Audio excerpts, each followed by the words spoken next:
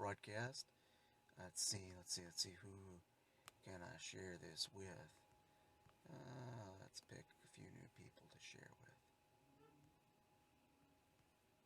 Let's see. Alright, let's try that. Okay, let's see who shows up. Let me make sure I got time to do this. My time is limited these days. Okay. Alright. Let me see who's around. Nobody's around yet. Wonder what's going on. It's funny how it looks really bright in here, but it's not. It's actually starting to get dark outside. It's really cloudy, but it looks bright, which is good. It's good to have a good picture. Maybe. Depends. As there are some people who don't want to see me. That's just their problem. Anyhow, let's see. Somebody's there. I can't see your name yet. Oh, two people. Look at that. But I'm not seeing any names. I don't know what's going on with Periscope, but it's not showing me people's names right away. So if I don't greet you, don't get your feelings hurt. See, that's an example of open communication. It's one of the things that prevents church hurt. Either Mendez M1374, welcome to the broadcast, and whoever else just popped out. We're going to talk a little bit more about the dirt on church hurt. I like to rhyme all the time. It makes me feel so sublime. But let's talk about this. Now, the first thing I got to say about church hurt, and I said this before, but I got to say it again. Leaders, the onus of responsibility for people getting hurt in your church is on you because you're in charge. And I hate to say this to you, but it comes with the territory. If you're going to be in charge, you have to accept responsibility for what goes on under your command. Works like that in the military. Works like that usually in corporations. It's supposed to work that way in politics, but depending on who you are, who you're connected to, and what Illuminati family you belong to, you may very well escape any kind of accountability. For example, certain people can lie to the FBI under oath 39 times and not get prosecuted. That's just how it is. But in the world of church, that's not going to happen. There's going to come a day when you're going to have to answer, where you're going to have to stand before God and explain why you allowed drama to happen under your watch, why you permitted one of your members to hurt the other, why you permitted misunderstandings to go on unchecked. You're going to have to answer. I'm going to have to answer. Now, the Rift Online Church, one of the things I was really proud of, I would have to say, that I was really glad about, was that we didn't have any drama. And for our first 2.5 years of existence, we were a zero drama ministry. Now, there were times drama nearly happened, but my particular leadership style is, if I sense something's not right, or if I find out there's some potential drama about to happen, I step in, and because sometimes you almost got to be like a parent, getting between your kids who are about to start, get into a good fist fight or something. You got to step in, separate them, make them kiss and make up and all that. And so there were times I had to interject. There were times I had to intervene. That's what you're supposed to do as a leader. We did not allow misunderstandings to just lie. We didn't let it go. No, we're going to resolve this. We're going to deal with this. We're not going to allow people to stew in their feelings and get offended and then sit on an offense for a long time because they misunderstood something. They didn't really understand the situation. Now they're offended. They're angry. Now they get to the point of hatred. And then you got drama. So a lot of times church hurt is a result of drama that happened that could have been prevented, because we don't communicate. People do the same thing in marriages. We get mad about stuff, we don't air it out. We get mad about stuff, or we're hurt by stuff, and we don't tell our spouse. We rather tell everybody else. It's like this Facebook group where this lady was talking about how her husband had sprayed some pesticides around her organic garden because he saw some weeds. Now, he didn't mean any harm, and he didn't think it was a big deal because apparently he didn't realize that Roundup causes cancer. And so he sprayed everything thinking he's helping her out, but it was supposed to be an organic garden. So her organic garden is ruined. And but she was telling everybody about this, and she's so, that she's so discouraged, etc., etc. And some people kind of took her to task, and they were a little hard on her. They said, you shouldn't be shaming your husband on social media. You need to talk to him about this, not everybody else. And you don't shame your spouse in front of other people. no matter how you feel. For example, if my wife feels she don't like something I did, she don't go tell everybody. She doesn't get on Facebook and Twitter and say, Sam's a real jerk. No.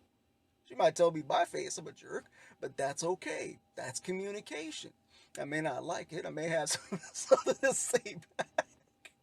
But in general, we try to handle our disputes in a civilized manner. Why? Because we love each other. So, my wife can call me a jerk if she wants to.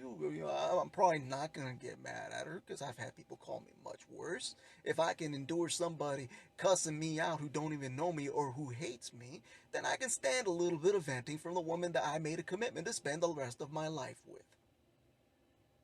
It's funny how we it's almost like we look for ways not to get along. We do the same, see, because the truth is, this is about relationship, and this is about having productive relationships. And I'm no relationship expert. In fact, a lot of times I say I don't really know a lot about relationship because before I got married, I never had a girlfriend. I never really had close friends. I still don't have any close friends. I never have. Um, and I never had any relationships with women before I got married. My whole history with women prior to my wife, it was all business, if you know what I mean. No one was ever going to have to sing to me, what's love got to do with it, because they knew love had nothing to do with it. And so I'm just being transparent here. So, so here I am, a man who my wife is the only relationship I've ever had. And I know this. My goodness, folks, why don't we know better? But better yet, we got to do better. A lot of the drama, a lot of the church hurt happens because we're not communicating. We're not, and here's the thing: is especially if you've been the one who you are the aggrieved party. You're the one that's been offended. You got to be willing to hear people out. You can't do this thing because I've seen this in marriages. Wives, especially in Western culture, do it to husbands because in Western culture, I hate to say this to you, sisters, but you've gotten real comfortable with the position Western culture has given you, where women aren't really accountable. We raise women to be idiots. And I have to say that. I hope I don't offend you. But we raise girls to go to college and go get passed out drunk in a frat house and expect nothing to happen to them. Now, I'm going to say it. No man should ever rape a woman. That's wrong. If it were up to me, there'd be a death penalty for rape. Just like in the Old Testament. But here's the problem. We're raising our daughters to have no common sense. Like I've said before, at Princeton, there was a certain club on campus. If you were a guy, you don't get passed out drunk there because the homosexuals hung out there. And they were looking for dudes that were passed out. A lot of guys got raped there. They won't report it because it's too embarrassing. So if you're over at a party at Terrace Club, you do not get drunk. And you certainly don't get passed out drunk if you got any sense. You don't put yourself in that situation. But we're raising our daughters to believe they're not accountable. Raising them to believe that actions do not have consequences. And as a consequence of that, a lot of women feel they can talk to a man any old kind of way. Let me give you, and this isn't about marriage, but I got to give you a little tip from your little brother Sam on how to talk to men. Talk with respect, even if you're mad at him, even if he's wrong, even if you think he's being a jerk, even if you think whatever you think about him, you got to respect him, if for no other reason that the Bible commands you to. Did you know you can go to hell for disrespecting your husband? The Bible doesn't say respect your husband if he's perfect. It doesn't say respect your husband if he's awesome, if he's super smart, if he's never wrong. Now, we understand this at a job. You can do it at a job. I just lost some viewers. I hope it's the connection. I like to think it's the connection, and I'm not making people mad. Because a lot of you ladies understand this at a job. You won't mouth off to your boss the way you will to your husband. Because your boss will fire you. When I worked as a field manager for a security company, I did not tolerate any disrespect. And my boss made it clear from day one. He said, if you ever feel someone is disrespecting you, you are fully authorized to fire them on the spot, and I will always back you up on your decision, even if I think you're wrong. And he always did. And they knew that. Guess what? They lined up. They knew Medina didn't play. They knew that it didn't matter if I was 10 hours into my shift. Because if I fire you, I got to fill in your spot until your replacement comes. And I didn't care if you were at the start of a 12-hour shift. If you were going to disrespect me to my face, I didn't care if I was going to be if If I was going to have to be on duty 22 hours, you're fired. Get out of here. And if you don't want to leave, well, fine. I'm going to call the police. You are now officially trespassing. We're going to have you arrested. You're going to leave in handcuffs. I didn't play. That security company went to its lowest turnover they ever had in their whole history of their company. They went from having to interview 30, 40, 50 people a day to fill positions because they were always firing people or people were always quitting, to interviewing 2 or 3 people a day. No other field manager they've ever had in the history of their company got the results I did. Because I didn't tolerate disrespect. That was one of the reasons. At the same time, if you were doing a good job, I made sure you got rewarded. I got people promotions and so on. Got them raises. But we don't believe actions have consequences. It's the same thing in any kind of relationship where it's marriage. And it's the same thing for the husbands. A lot of you know you're the head of the house, but you become the blockhead of the house. Just because you're in charge doesn't entitle you to be a jerk. You can be gentle with your authority. Your authority is a shield to your family, a weapon against the world and against the enemy. But it always comes down to this: people don't communicate. And again, going back to what I was saying before, the aggrieved party has to exercise some sense. Let the person speak. Because what I've observed in a lot of marriages that come to me for counseling and come to me for advice is the wife will turn everything into a confrontation. So a lot of husbands, to avoid confrontation and keep the peace, they don't address anything. So he's sitting there stewing because he feels like he's being dishonored. He feels like he's being disrespected. He feels like he's not loved. Because men, let me let you know something about men. Men, we equate sex with love. If we're not getting any, we don't feel loved. That's just how it is. That's our nature. We were designed that way. And so a lot of them they will withhold physical intimacy, or they'll withhold affection, or they turn everything into a confrontation. And it's a form of manipulation. It's witchcraft, because you're doing that in order for him not to call you out on stuff, not to assert his authority, because everything's got to be an issue. Everything's got to be an argument. And we do the same. And if you do that in marriage, you're going to do that in church. That's why I'm saying that. Because this is really about how we relate to one another in the body, whether it's in marriage or whether it's in church. Because you have people who do the same thing. Everything becomes a confrontation. Everything becomes a shouting match. They're going to raise your voice. And I've had to say to some people, who are you raising your voice at? Who do you think you're going to intimidate? My goodness, I spent half my life beating up men twice my size. You really think you're going to scare me? Goodness, a man I was 20 years ago would break your arm for talking to me like that. And there were some people I had to tell them, I'm pretty sure, because some people would get it, like the brothers would get aggressive with me. And I said, listen, I could break your windpipe before you could blink. Watch yourself. And people say, oh, you're an apostle saying that. Well, when someone's threatening to beat me up, I got to let them know. Because self-defense is not a sin. And using deadly force in self-defense is not a sin. You need to read your Bible. But anyhow, because some people got no sense. And we're like that in the church. I actually don't. I'll put it this way. A certain ethnic element of the church I will not play basketball with. I won't say which, because people will call me a racist.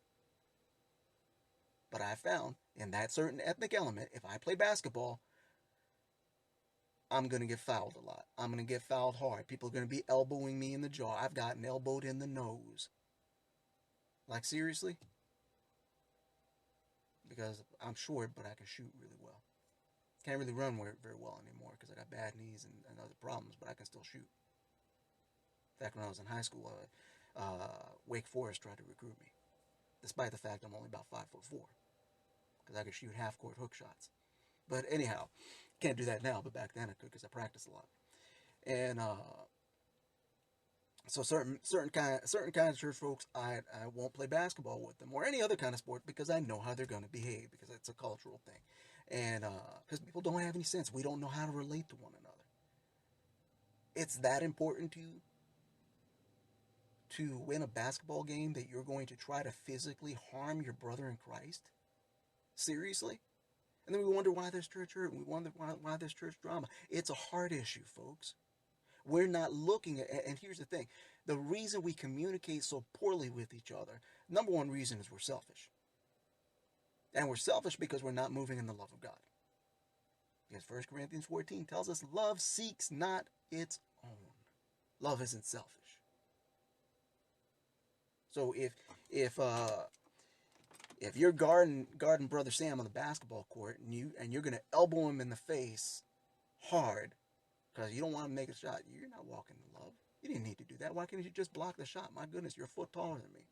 Should be easy. My goodness, I've gotten kicked in the groin with steel toe boots on the basketball court, and that didn't drop me. It hurt. Oh man, it hurt. I was so mad.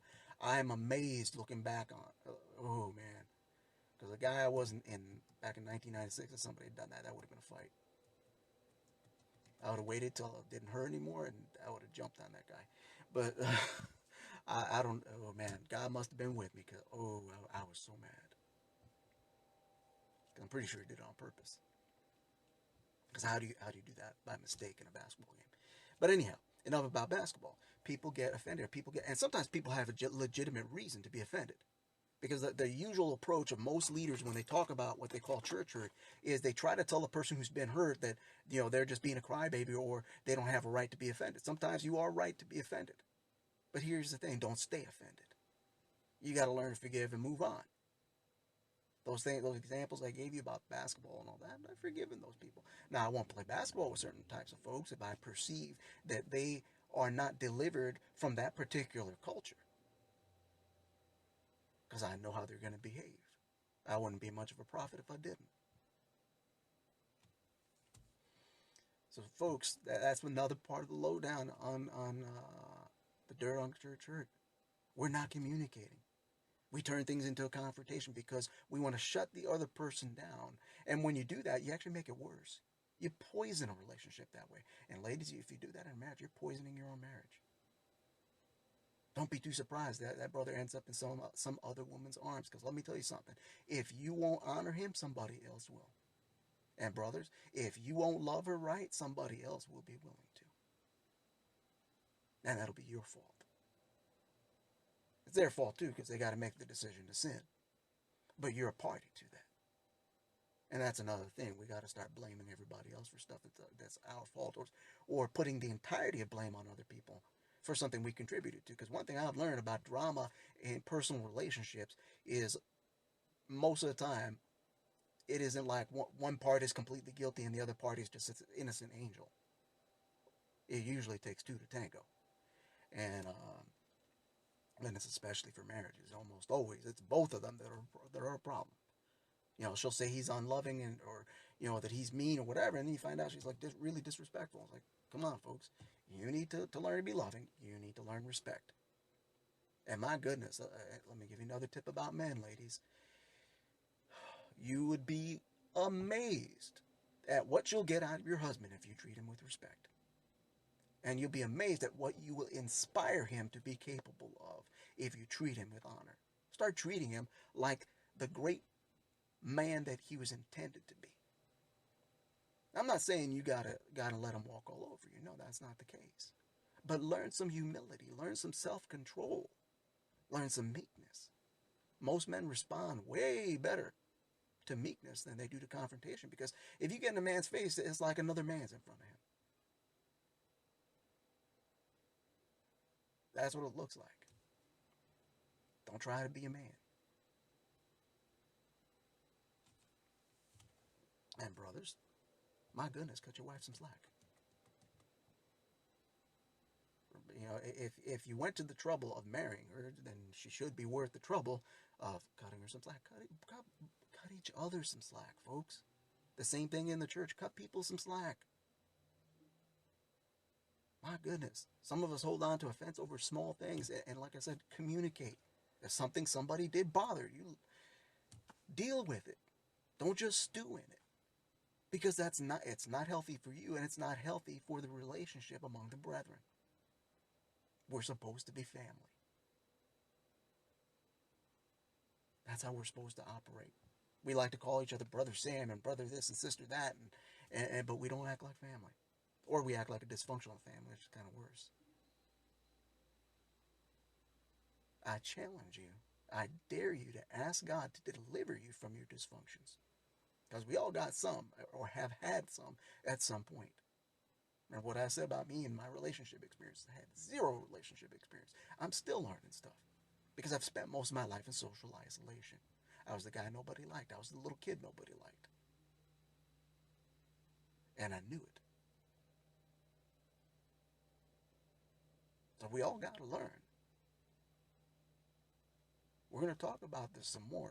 I feel like I feel like we really got to talk about this. And tomorrow I should have some free time, so I'm probably going to do like a 2 hour teaching on this tomorrow, because we got to get to the bottom of this, and we're going to minister deliverance on this too, because a lot of people who've been hurt in church, or who've been hurt by leaders, or who have hurt each other and hurt others, need deliverance. You may not have demons inside you, but there's often a spirit assigned to you that is taking advantage of that particular hurt to cause chaos and other issues in your life. This has been Brother Sam for the Rift Online Church. Visit us at riftchurch.org. I got to run. God bless you, and God keep you. Brother Sam signing out. If this thing will let me.